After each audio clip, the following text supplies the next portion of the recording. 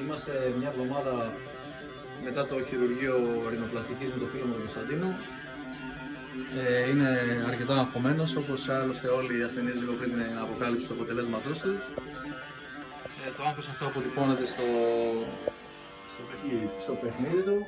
Είναι δεινός κιθαρίστας και είναι ένας τρόπος που έχουμε αποφασίσει από εδώ και πέρα να εφαρμόζουμε σε όλους τους ασθενείς μας. Η αποκάλυψη του αποτελέσματος να γίνεται με αυτόν τον τρόπο. Ας προχωρήσουμε λοιπόν για να λυθεί και η αγωνία του.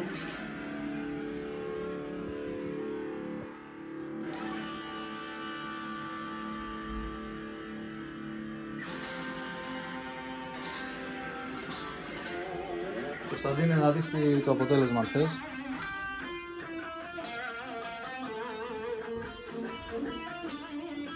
Εξαιρετικό το αποτέλεσμα, γιατρέ. Σας ευχαριστώ πάρα πολύ. Να σε καλά, συνέχισε.